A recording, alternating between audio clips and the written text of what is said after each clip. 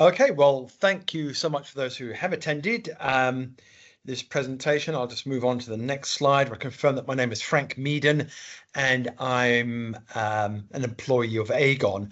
And of course, your pension scheme is run by the Aegon Master Trust, and the trustees of the trust have asked us to administer the scheme on their behalf. The presentation isn't meant to be in financial advice at all, so at Aegon we don't give financial advice, but I can answer the majority of questions you're likely to ask. And if you would keep those questions till the end, we do have a bit of time at the end, and we'll make sure that any questions that come up are answered to the best of my ability. A quick look at how the plan works. Now, a lot of that will be spent looking at your options in retirement. For the kind of older members of the workforce across Stena Drilling, we want to just make sure that you understand what your options are. And then we'll look at target plan as well. And I've got a few concluding comments. So the arrangement you have is really very, very simple. As a member of this arrangement, you have your own account with Aegon. So you own the account and the money in it is yours, and you have a significant amount of control over that account. You make a contribution, or the company makes a contribution into the account, and you do too. And of course, you get tax relief on the contributions you make. Now, the tax relief basically means that when the money is in the account, it hasn't yet been taxed. So the money in your pension fund hasn't yet been taxed. Now, for those of you who have worked elsewhere in the past, you might very well have other pensions from previous terms of employment. And we would like to encourage you to track those old pensions down. So track them down, understand what you've got, and understand what role those old pensions are playing on your journey to retirement. If you're confident it's in your best interests, you can normally transfer old pensions into your Aegon account. There are risks around pension transfers, and we do cover those off on our website and on that sort of a transfer journey. But if you're unsure, you probably want to take financial advice. Anyway, the money, whether it's come from you, from your employer, or from transfers into your account, it's then invested. Now, this scheme has got what we call a default investment fund. But if you don't like the look of that, we have lots of others that you can choose from, and we will have a quick look at those as well. The whole objective then is just to build a pot of money, wealth, to enable you to make choices about stopping work and retiring. Now, I absolutely appreciate that many of you will have other ideas for your retirement as well. It might be that you've got other investments elsewhere. You might have an old Airbnb or a buy-to-let or something like that will give you an income as well. And many of you will have other pensions that you'll be relying on when you do retire. In terms of the Aegon pension, you can access that anytime after you reach the age of 55, that minimum age rising to 57 in 2028. You can take up to a quarter of your pot back as a tax-free lump sum. And the rest of it, well, actually, you can pretty much do what you like with it. You could take all of it in one lump sum. But remember, it went in untaxed. And you've had a quarter back tax-free. So if you take a large amount out all in one lump sum, you could find yourself losing a significant portion to the income tax man. You can create a flexible income that can change over your retirement as your circumstances change, or you can buy yourself a guaranteed income, a secure income when you retire. And more about those options as we go through the slides. So what you get back at the end is kind of difficult for us to calculate, but it will primarily be driven by these 5 points. The tax environment, remember, tax relief on your contributions, they're invested. The investment is largely free of growth-related taxes and a quarter back tax-free. So the tax piece works for us as we accumulate our wealth for our retirement. Contributions is very important. The more you contribute and the earlier you start making meaningful but affordable contributions, the more likely you are to accumulate the significant sums you're going to need to see you through retirement. So contributions is very important. Charges, which I'll cover off in a moment, the lower the charge, the better for you. The money's invested. The better the investment funds that you're invested in perform, the better for you and your options at retirement. As I've said, you can take the whole lot out, all in one lump sum, but you might find yourself losing a significant amount to the income tax man. It's probably more suitable for people who are particularly interested in the tax piece to take money out of their pension as and when you need it throughout your retired years. The contribution structure is very, very simple. You're asked to contribute 5% of your pensionable salary into the pension pot. And if you do that, Stena will contribute 7.5%. So that's your contribution plus another half. And, when I do these presentations, and I do them for dozens and dozens, probably hundreds of different companies across the UK, what I normally see is a 5% contribution from you, attracting a 5% contribution from your employer. So what you've got is a little bit more than most do get. If you're putting in 5, they're putting in 7.5, 12.5 going in. You can increase your contribution if you want to, and it looks like you can increase your contribution at any time by contacting the email you can see on the left-hand side there, benefits.administrator@stena.com, and you can increase your contribution. But if you do that, Stena won't increase its contribution as yours goes up. So very, very simple contribution structure. Now, I want to just talk to you a little bit about tax. And I don't know, I'm going to guess a lot of you are actually up in Scotland. Here in Scotland, shall I say, because I'm speaking to you today from Edinburgh. I'm sitting in my Edinburgh offices, and I am a Scottish taxpayer as well. So it's not completely relevant for Scottish taxpayers because the little rows here are a little bit different because we've got more structure to it. So this is really for the rest of the UK. But anyway, the principle still is that if you're making pension contributions, as you contribute, the contributions that are in the grey piece, the tax piece on the grey, on those rolls, you're not paying that tax because your money is going into your pension fund and you're getting tax relief on your contributions. What happens then is you pay income tax on 75% of the money coming out of the pension. So you're saving a bit in the fact that you're getting some tax-free cash out of it. But also if you're a higher rate taxpayer now, so you're paying income tax at 40, in Scotland, 42%, by putting that money into your pension, then of course, when you retire, you're unlikely to be a higher rate taxpayer. You're much more likely to be a basic rate taxpayer. So you're getting 40 or 42% tax relief now, and you'd pay that back when you retire at either in Scotland at 19 or 20 or 21%, depending on your own personal circumstances. So what you can do then is you can use the tax, you can use your pension contributions to limit your exposure to the income tax man. If you're earning, say, £55,000, so you're paying some high rate tax, you don't want to pay that, you could put that £5,000 into your pension fund and keep the worst of the ravages of the taxman at bay. So we can use the tax structure either in the rest of the UK or in Scotland to limit the amount of tax we're paying now, particularly at higher rates, and then pay 3/4 of that amount back when you retire, but probably at lower rates. Okay, so there are some allowances in place that are designed to manage the amount you can put into your pension fund.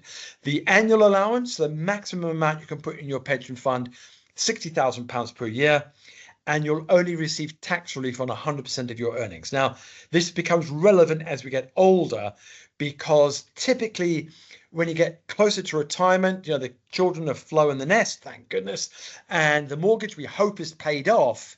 So then a lot of people decide in the latter 10 years before they retire to put more money into the pension. But the maximum is, well, essentially 100% of your earnings to a cap of £60,000 per year. If you're doing very well and your income is above £260,000 per year, well, hats off to you if that's the case, then the amount you can put into your pension fund reduces at a rate of £1 for every £2 you earn above that £260,000 threshold.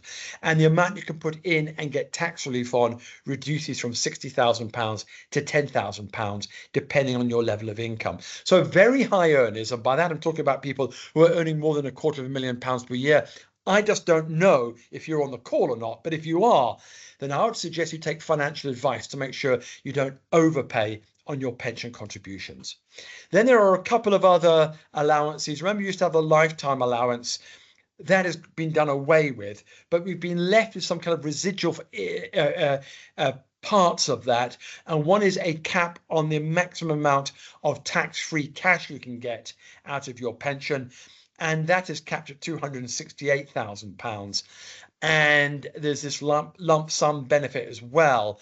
The allowance basically means you can't get more, at least your beneficiaries can't get more than, well, just over £1 million out of your pension funds in the event of you passing away before you retire. Really, that impacts very, very few people. I don't know if it impacts you at all. If you've got a pension fund of over £1 million, well, you've done extremely well. But the vast majority of people will never have to worry about these allowances. The investment piece.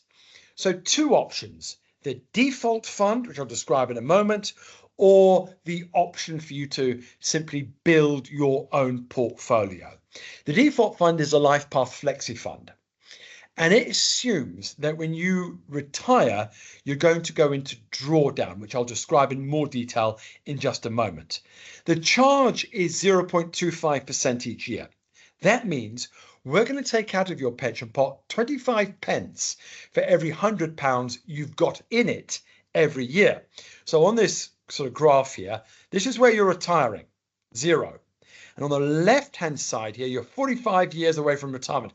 So your youngest colleagues just out of school, maybe just out of university, 40 odd years before retirement, they're invested in this structure here, where the majority is going into equities. So that's global stock markets, primarily here in the UK, the US, continental Europe, other first world stock markets, but some going into newer emerging markets as well.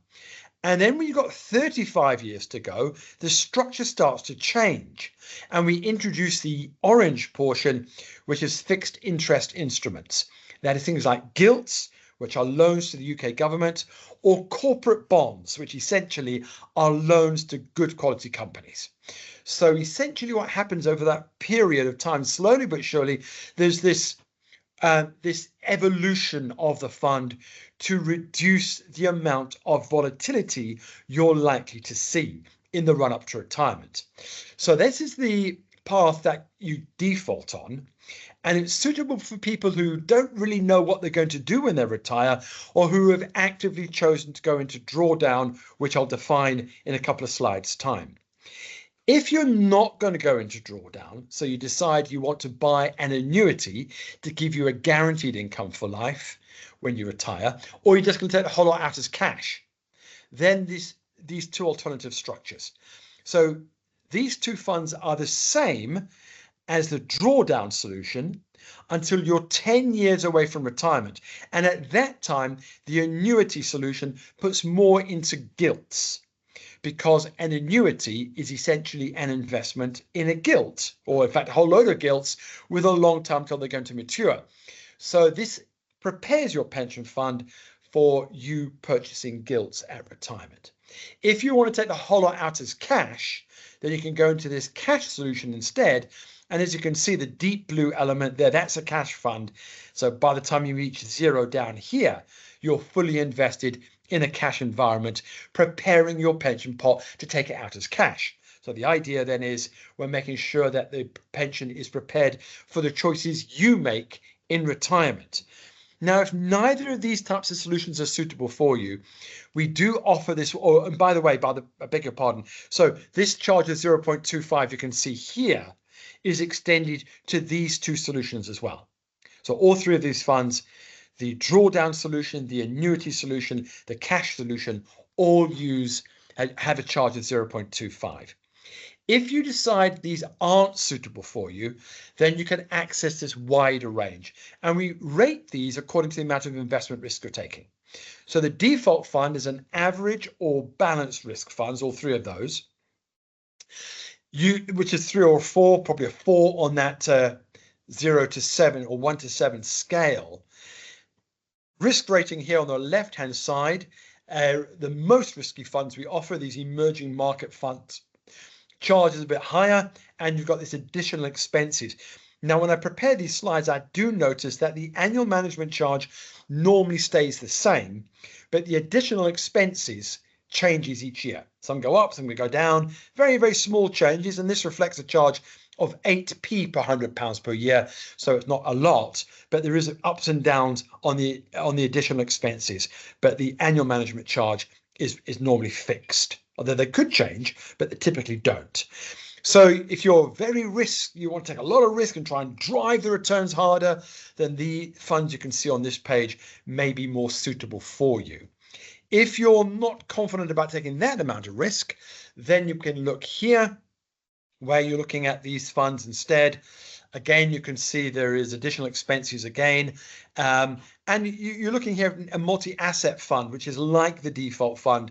You've got a broad diversification over different things going into the pot and different geographical regions as well. Here you're looking at sort of a fund that invests in the UK or the US or continental Europe or Japan. So you've got more of a geographical focus on those particular funds. The default fund is probably over here at the bottom of 4, and the lower risk funds, you can see you've got these bonds going in there. That's fixed interest vehicles there. So you've got a little bit of different sorts of things available here, lower risk alternatives instead. Be aware, though, that these funds don't do that de-risking structure. Remember, 10 years out, you've got more a change to the way your money's being invested, a bigger influence from corporate bonds or cash, depending on what the outcome you want, gilts perhaps. So these funds will stay invested in the markets you've chosen until we get a new instruction from you. So if you're invested right at the top here in very risky assets, it could work extremely well for you, but it could all go horribly wrong. And it could go horribly wrong shortly before you retire, which of course is a significant risk. The idea is, as we get older, we reduce the amount of risk you're taking, because as you get older, your capacity to replace lost capital from ongoing contributions reduces. So typically an older audience would not take quite as much risk. Okay, so advice and guidance. Now, if you ever take financial advice, I would encourage you to consider it in the run-up to retirement. An advisor, a financial advisor, would sit with you and would understand your goals and objectives, understand what it is that you've got in terms of your retirement preparation and where it is, and would take a detailed, what we call fact find, to get a good list of all the facts. And then what they'll do is they'll come back to you and they'll say, right, these are your options, the implications of these different options, but out of these options, this is the option I recommend that you should do. So your advisor will recommend what you should do, and then they'll give you a bill. So financial advice is bespoke for you, and it is a paid for service most times. The advisor needs to be authorized and regulated.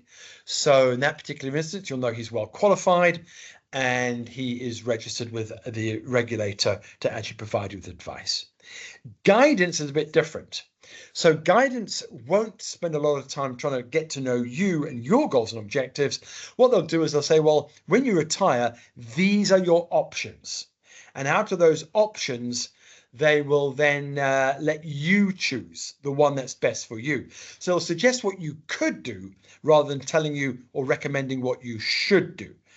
And a guidance service is normally free, so you're not paying for guidance at all. And Aegon does offer you a guidance service called Aegon Assist. If you make use of that, you can give us a call at Aegon Assist and we will provide you free guidance. Also, there's PensionWise. Now, PensionWise are brilliant. It's a free service, and the PensionWise people will again suggest what you could do, but they're not interested in Aegon. So they're not going to offer you some kind of an Aegon solution. They're going to let you know what the options are. So I would encourage you to pay for financial advice, in the run up to retirement. But if you're disinclined to do that, you can use guidance instead, or you can use both. If you're thinking, well, I'll have a word with a financial advisor and then just have a word with a guidance service as well, like PensionWise, to see what they say. So you can do a bit of both of those if you want to. So eventually retirement comes. Now, as I said, you've got to be 55. That's the minimum age you can access this pension fund. That minimum age is rising to 57. So any younger people on the call, it might be that you won't be able to access your pension pot until you're 57. Okay. If you want to, you can take money out of the pension before you retire. So whilst you continue to work and contribute, but you ought to limit that to tax-free cash only. We'll see why in just a moment. But the minimum age is 55. Most people don't touch their pension pot until they do retire. And if you go onto Facebook and you have a look at the pages of your colleagues who have retired in the last couple of years, you might very well find that they retired and then they went on some lovely holiday somewhere or bought a new car. That's them spending the 25% tax-free. Now, on the right-hand side, you'll notice some caveats coming up there. The first one is we say you may be able to access your money if you're in ill health. Now, ill health is kind of a nice soft way of saying you've had some catastrophic news from the doctor. So if you go to the doctor and they give you some of the worst sort of news, then you're normally able to take money out of your pension, even if you haven't yet reached the age of 55. We certainly don't want to access our pension pots under those circumstances. And I have been talking about the 25% tax-free, but as I mentioned a little bit earlier, there is this lump sum allowance that limits the amount of tax-free cash you can get out of your pension. So if your pension pot is more than 1.07 million, this will come into play. It really has a tiny impact on a very small number of people. Hey, but I hope your pension pot is big enough for this to become a problem.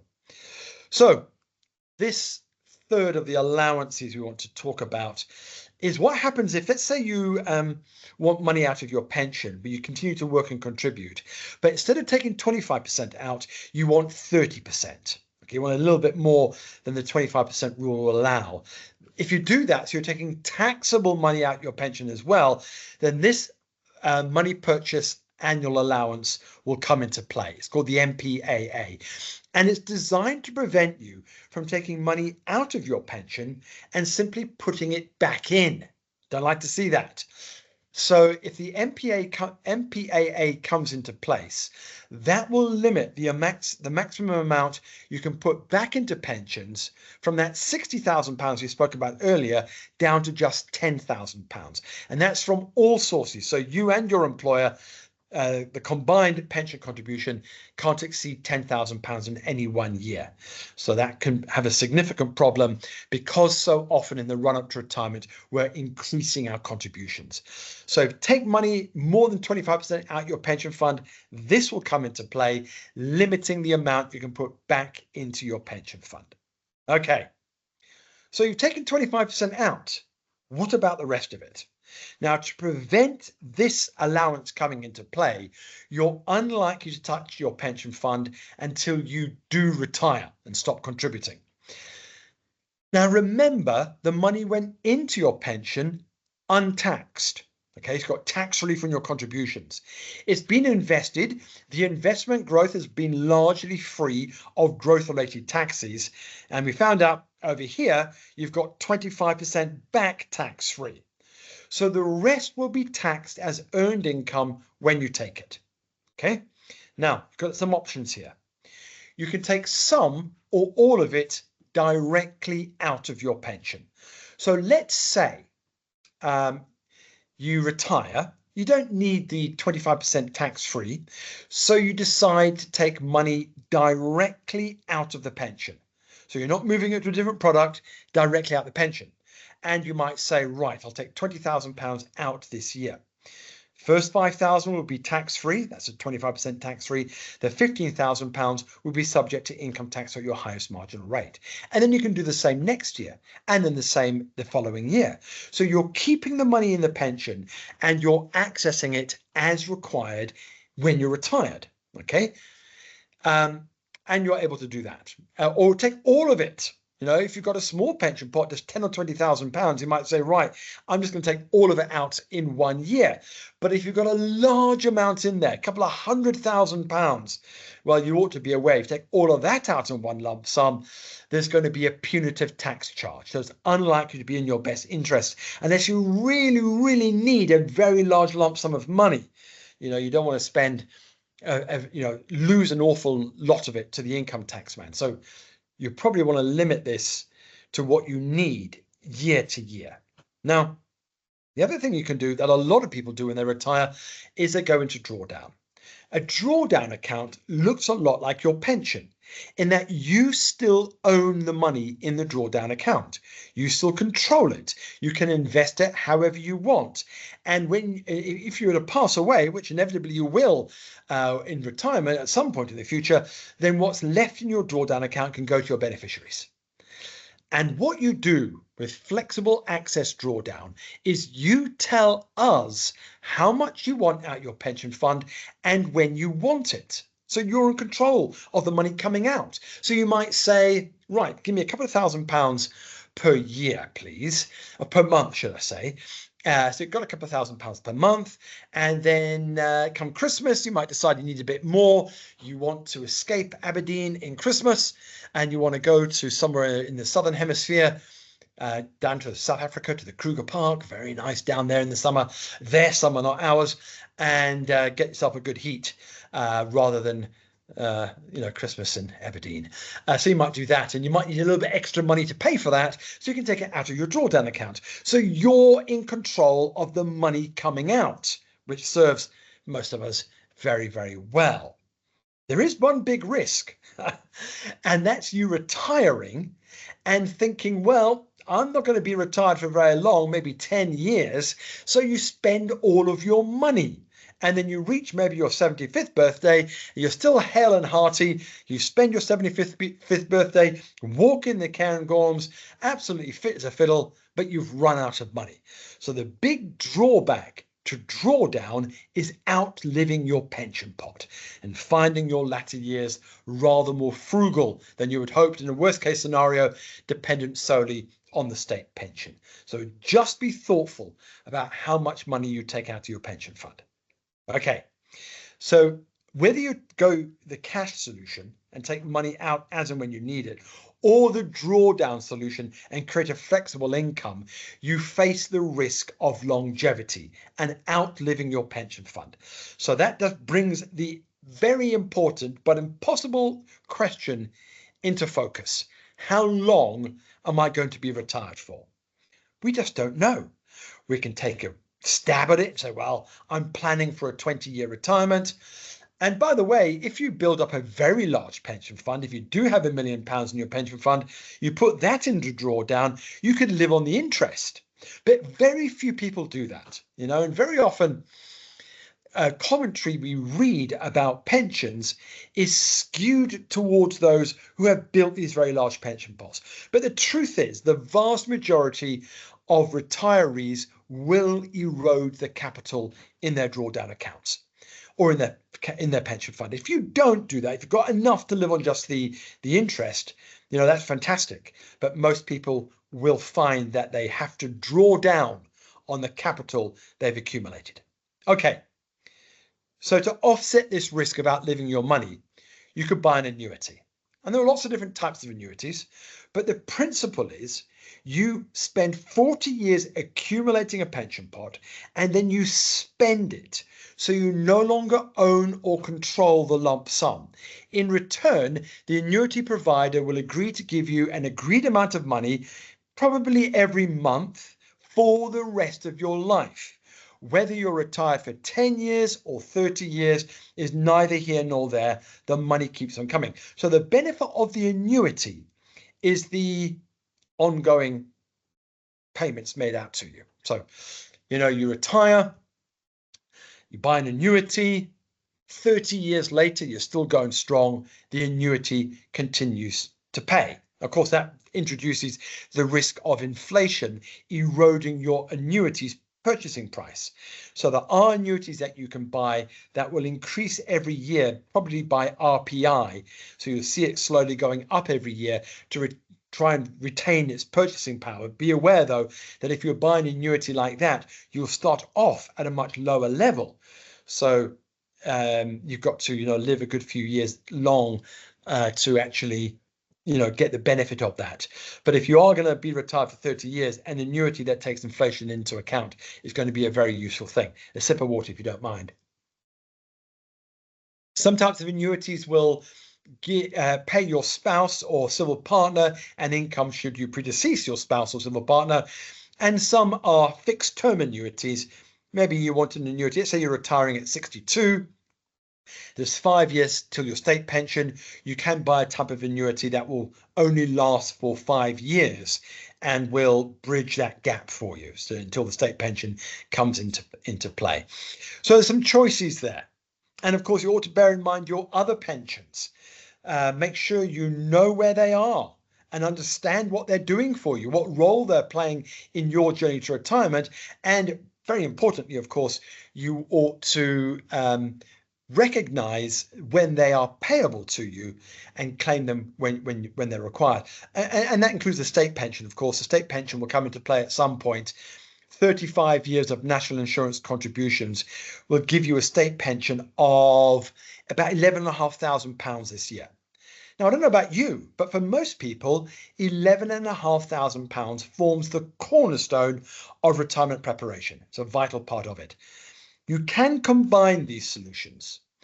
So let's say you need £20,000 per year to keep the wolves from the door. You've got to have 20,000 a year.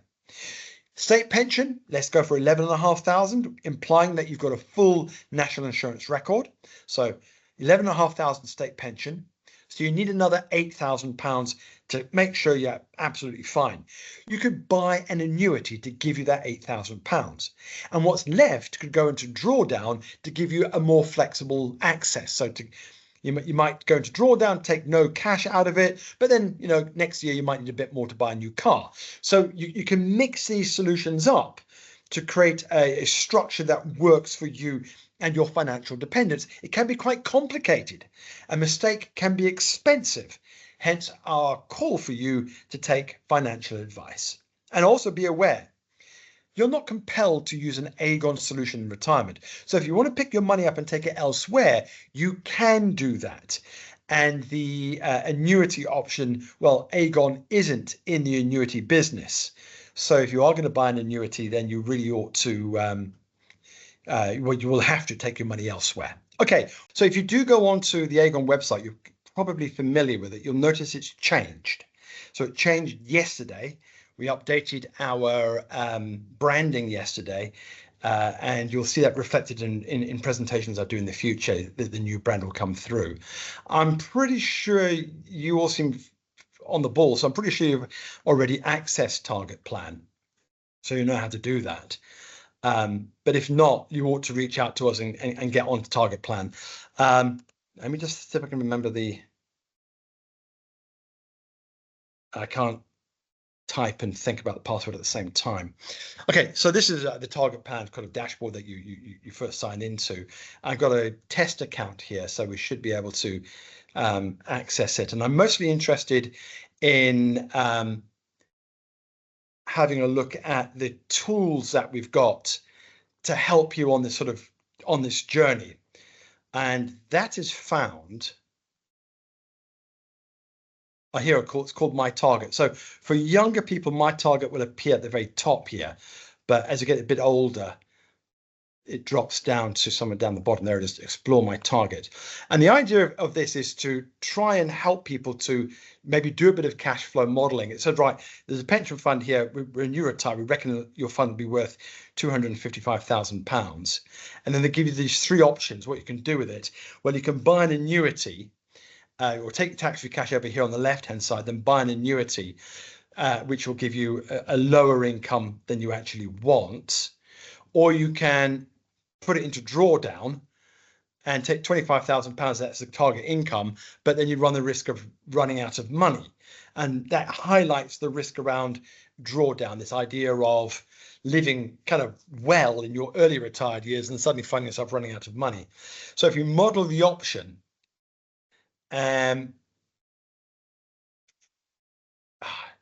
wonder if I can.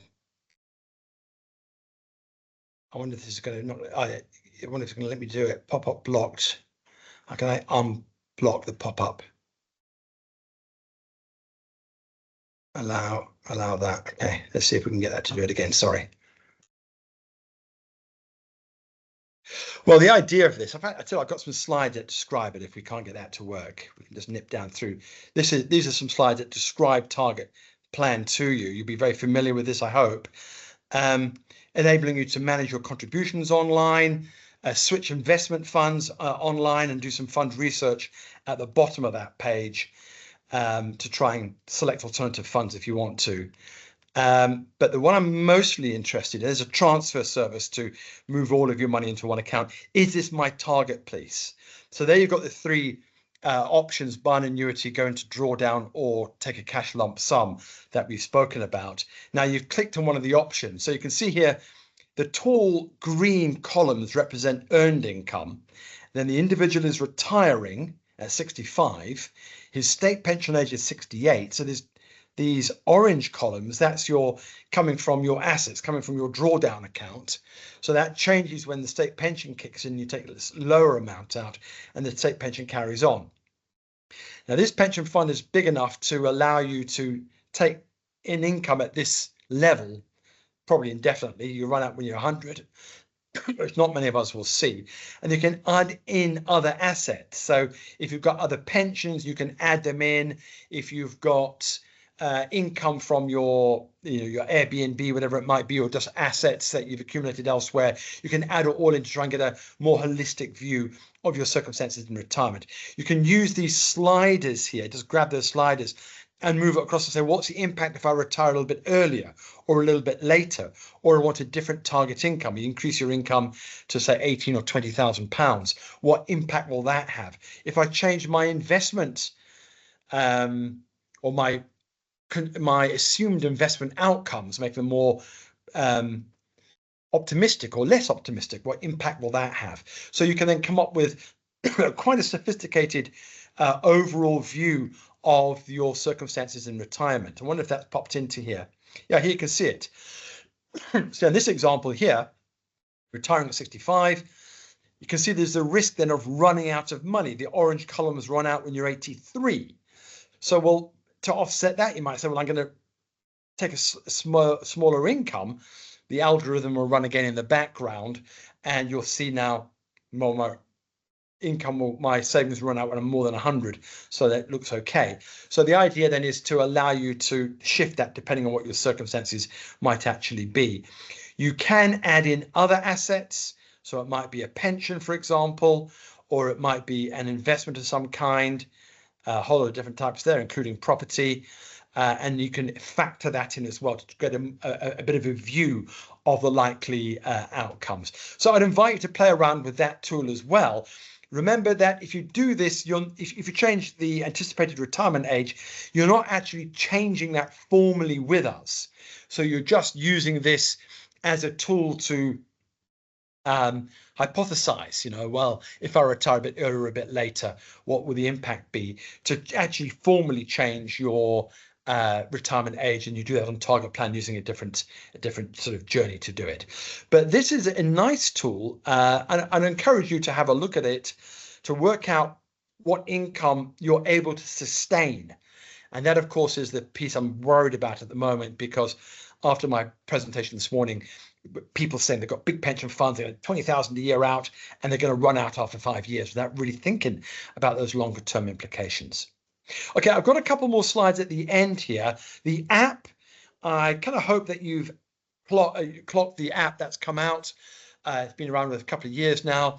If you go to the App Store, you can download the app from the Aegon UK app. Make sure it's the UK app, not the Dutch one or the Spanish one at all. And after activating a target plan, which I'm going to assume you have activated, you'll be able to see a lot of information on the app. Aegon Assist, I've mentioned those a few times. Here's their slide, and you can see their contact details there. If you decide, right, I'm going to retire, or if you're deciding you just want some tax-free cash out of your pension before you retire, give Aegon Assist a couple of months.